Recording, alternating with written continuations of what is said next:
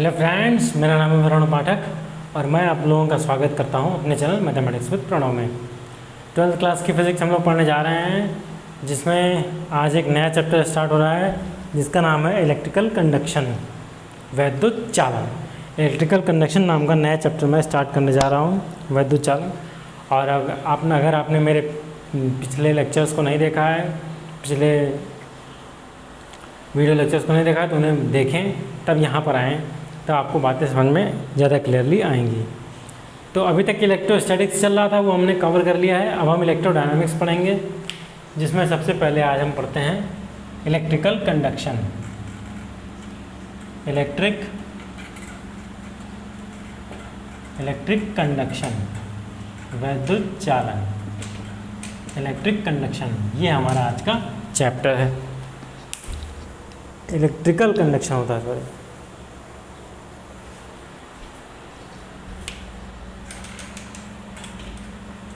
Electrical conduction, electrical conduction ये है। Electrical conduction जानने से पहले हमें ये जानना ज़रूरी है कि इलेक्ट्रिक करंट क्या होती है। What is electric current? Electric current को पहले जानना हमें बहुत ज़रूरी है, तभी हमको बातें समझ में आएंगी। अब इलेक्ट्रिक करंट क्या होती है? आप जानते हैं, अगर इलेक्ट्रिक फील्ड में कोई चार्ज रखा हुआ है तो उस पर एक फोर्स अप्लाइड होता है।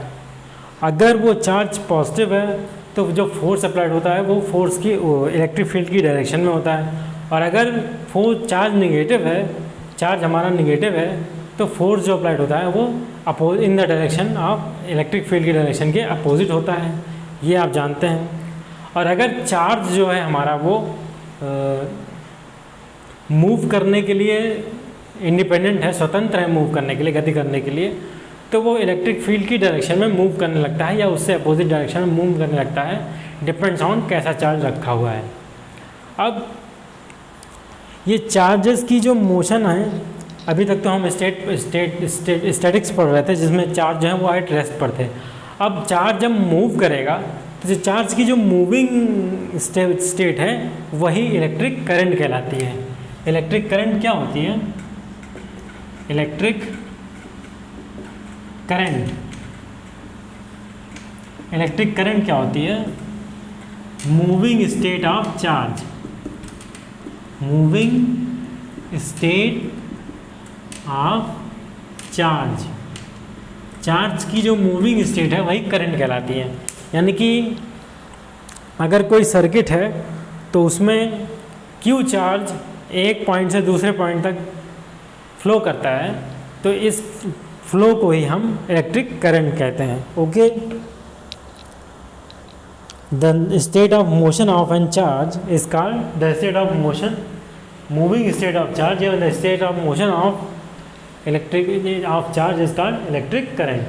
अगर मान लीजिए क्यू चार्ज टी टाइम में ट्रेवल कर रहा है, टी टाइम में क्यू चार्ज एक पॉइंट से दूसरे पॉइंट तक इलेक्ट्रिक फील्ड में मूव कर रहा है, तो इलेक्ट्रिक करंट यानी कि I इज इक्वल टू हो जाएगा Q बाई टी।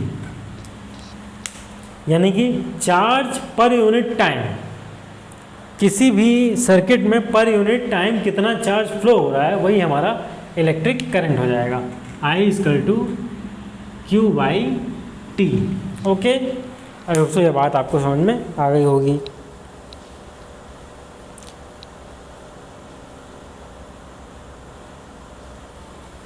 अब इसका जो यूनिट होती है, आपकी यूनिट जो होती है इलेक्ट्रिक करंट की, वो क्या होती है? एम्पियर, एम्पियर होती है। या चार्ज की कूलाम टाइम की सेकेंड, तो कूलाम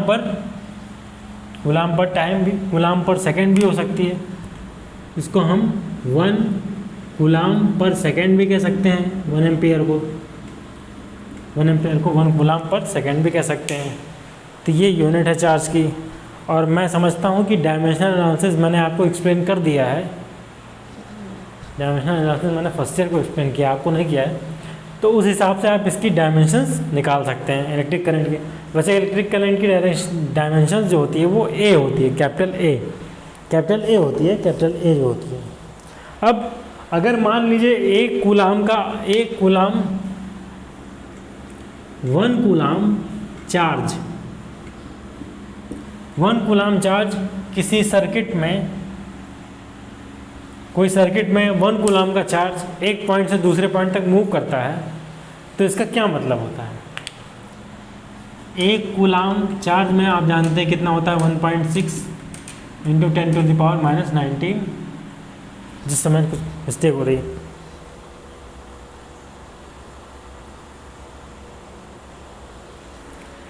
नहीं, एक इलेक्ट्रॉन पर आप जानते हैं कि इतना चार्ज होता है, 1 इलेक्ट्रॉन पर इतना चार्ज होता है। तो 1 कूलाम चार्ज के लिए 1/1.6 इंटू 10⁻⁻19, ये आता है 6.25 इंटू 10⁻18 एम्पियर कूलाम आता है। इलेक्ट्रॉन पर सेकंड, इलेक्ट्रॉन पर सेकंड, पर सेकंड 1 एम्पियर की करंट अगर है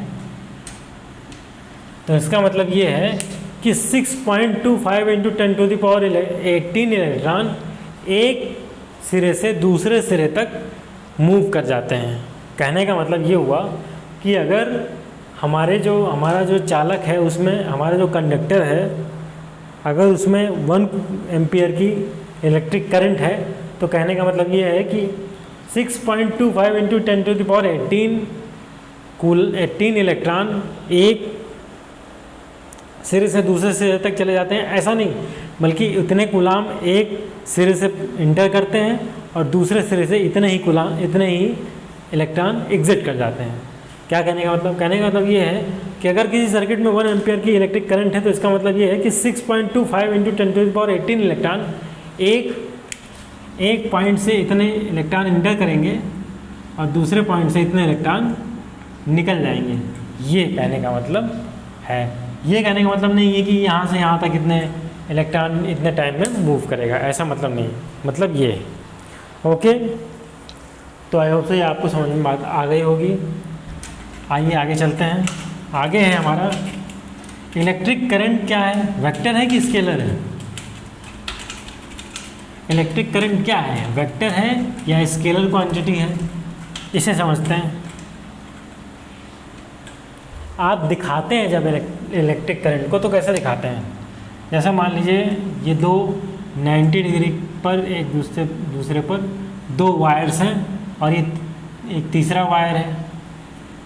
2 वायर हैं जो एक दूसरे से 90 डिग्री पर है। इसमें 3 एम्पियर की करंट है, इसमें 4 एम्पियर की करंट है, तो इसमें 7 एम्पियर की करंट आएगी, ये आप जानते हैं।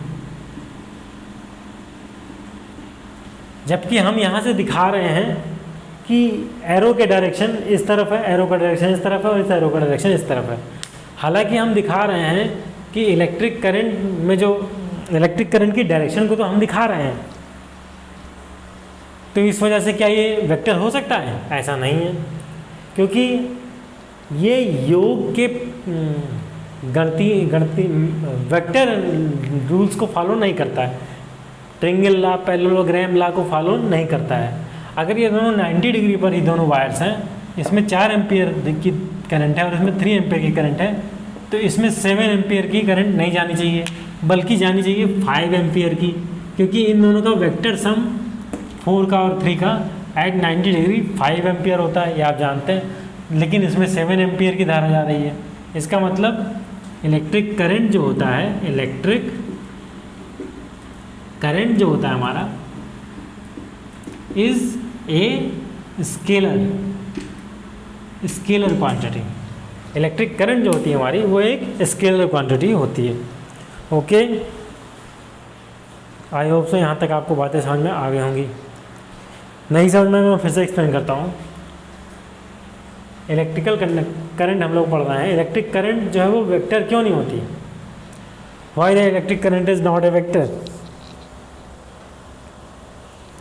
इसका रीज़न ये है कि इलेक्ट्रिक करंट जो है हमारी, अगर उसमें किसी वायर में अगर इलेक्ट्रिक करंट जो है कोई कंडक्टर है उसमें इलेक्ट्रिक करंट जा रही है, तो पहली बात तो ये कि ये एडिशन और सब्ट्रैक्शन रूल ऑफ वेक्टर जो है वो फॉलो नहीं करती।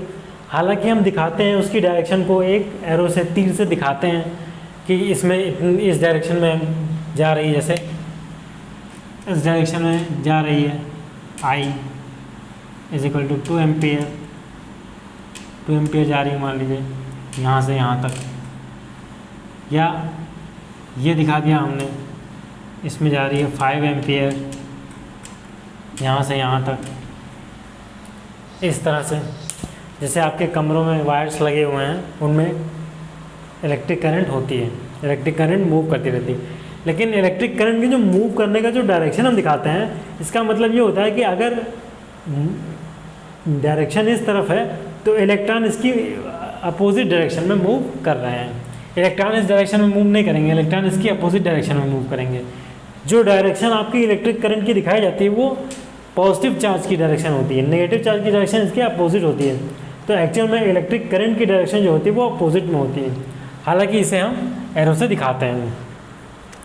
लेकिन addition and subtraction rules of vector को फॉलो ना करने के कारण हमारा जो इलेक्ट्रिक करंट है ये स्केलर है, वेक्टर नहीं है। ओके, तो आई होप सो ये आपको बात समझ में आ गई होगी, यहाँ तक मुझे उम्मीद है।